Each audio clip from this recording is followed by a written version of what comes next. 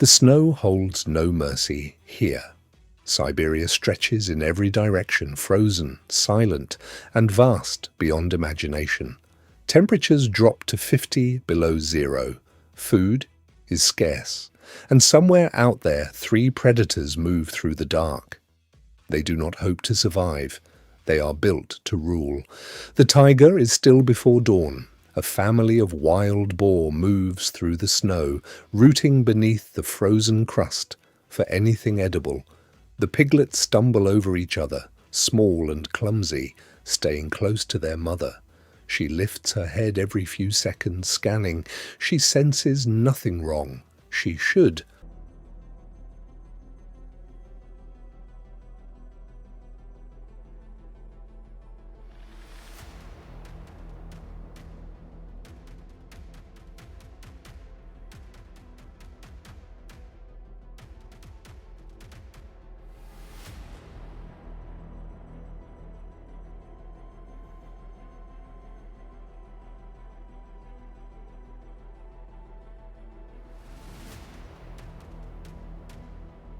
40 meters away, a Siberian tiger is already watching.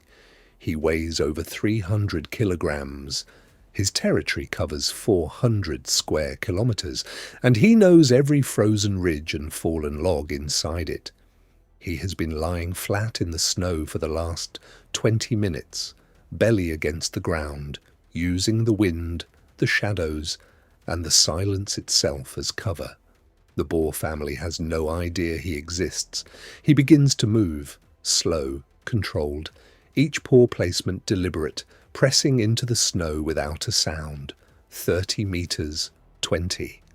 The mother boar turns her head slightly. The tiger freezes, waits. She looks away.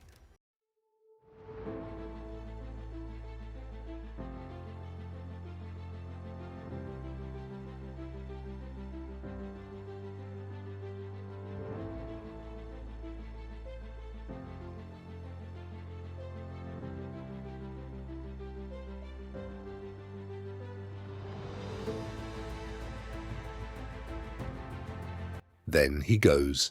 6 meters of muscle and force launch from the snow in a single explosive burst. The impact hits the mother boar like a wall. She screams and twists, driving a tusk upward, slashing into the tiger's shoulder. He roars, not in retreat, but in fury, and locks his jaws around her neck. 700 pounds of bite pressure. She kicks, thrashes, crashes sideways into a snowbank. The piglets scatter in every direction. For 45 seconds, the fight is real.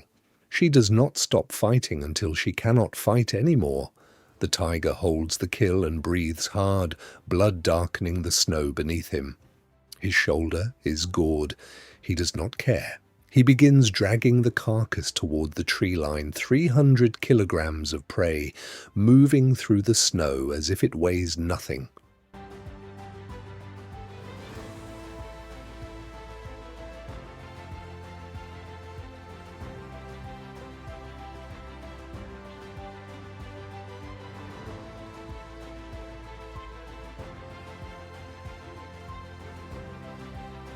Two days later, he is hunting again.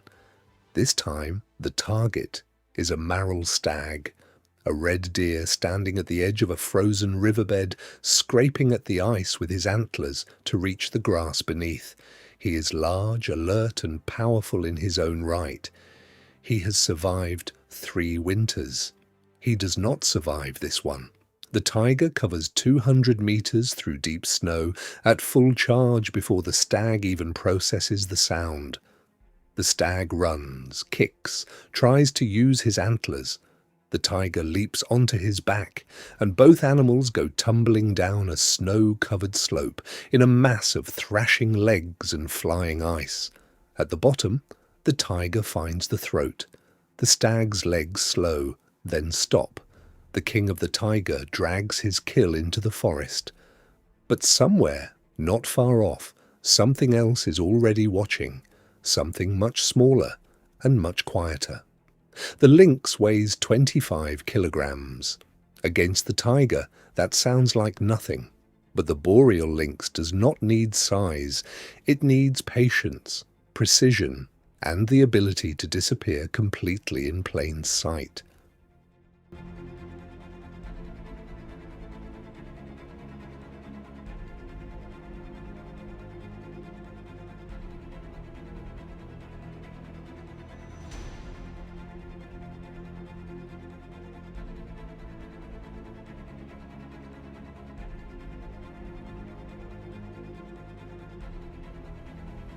This one has been sitting motionless on a snow-covered log for 20 minutes.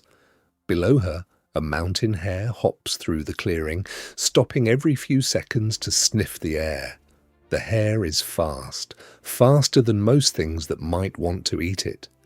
It does not consider the log above it a threat. Logs do not move. Then the lynx moves. 5 meters, 3 seconds. The hare does not complete its next hop. The lynx's front paws pin it mid-air, razor claws punching through fur. The hare screams, that sharp, terrible sound that carries through the frozen forest, and kicks hard with its back legs. The lynx's jaws close. The kicking stops.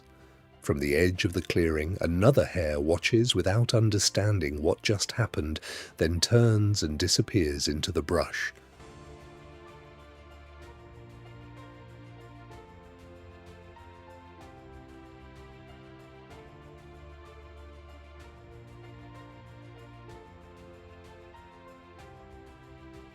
The lynx eats. Then she moves on. Her next target is a roe deer fawn, barely a few weeks old, nursing beside its mother in a dense thicket. The mother is alert, ears rotating, nostrils working the cold air. She's not relaxed exactly. She is experienced enough to know that relaxed animals die. But the lynx has been moving downwind for the last 10 minutes, closing the gap one careful step at a time. 8 meters. She launches. She lands on the fawn's back and the forest explodes. The mother deer charges instantly, hooves crashing through snow and branches, slamming into the lynx's side and sending her rolling. The lynx comes back up immediately. The mother charges again, this time kicking with both front hooves, connecting hard. For 30 seconds, the thicket is chaos, branches snapping, snow flying, the fawn crying out from somewhere in the middle of it all. The lynx takes another hit, absorbs it, repositions, and finally gets the hold she needs.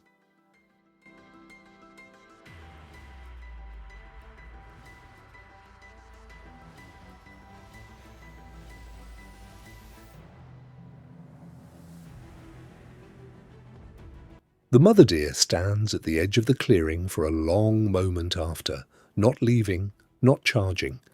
Then the forest goes quiet again, and she is alone. In the distance, a wolf howls, then another. Raven shifts on a branch, watching with intelligence. Life presses forward regardless, quiet and relentless, each heartbeat a step closer to hunger or escape.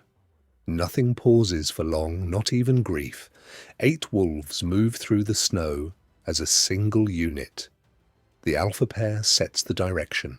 The yearlings fall in behind. Nobody makes a sound that does not need to be made. This is not chaos. This is coordination that has been refined across thousands of years, and it shows.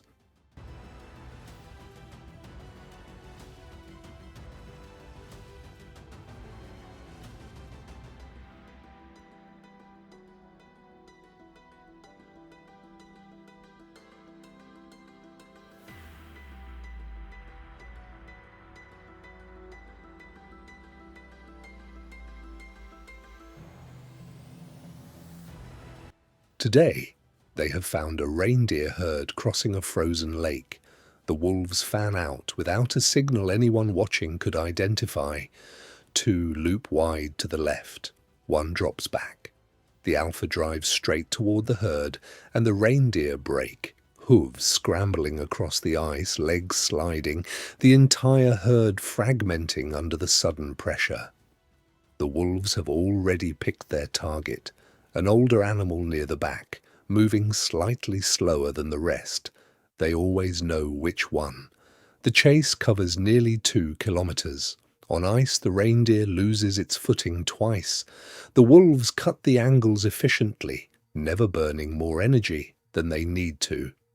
By the time the reindeer reaches the far bank, it is already exhausted, lungs burning in the frozen air, legs beginning to buckle. One wolf hits the hindquarters first, then the rest arrive.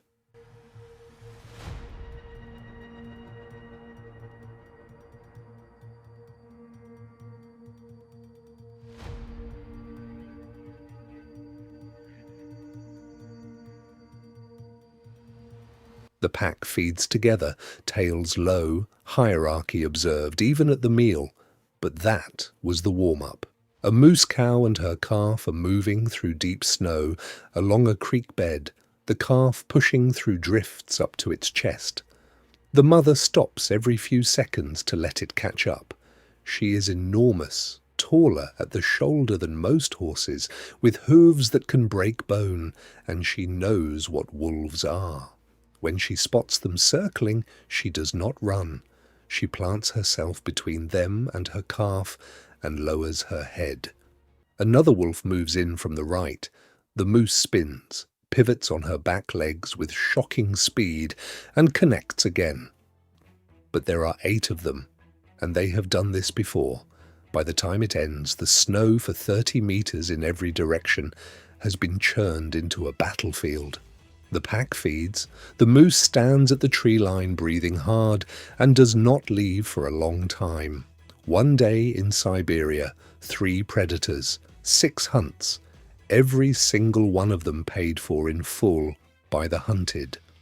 The tiger melts back into the forest, his yellow eyes the last thing to disappear. The lynx curls somewhere high and unseen, already resting before the next strike. The wolf pack moves in a loose line through the blue-grey dusk, already reading the wind for tomorrow. Siberia does not pause for any of them. The cold returns. The snow falls again. And somewhere in the dark, the next hunt is already beginning. If Siberia still has more to show you, and it does, subscribe now. We are just getting started.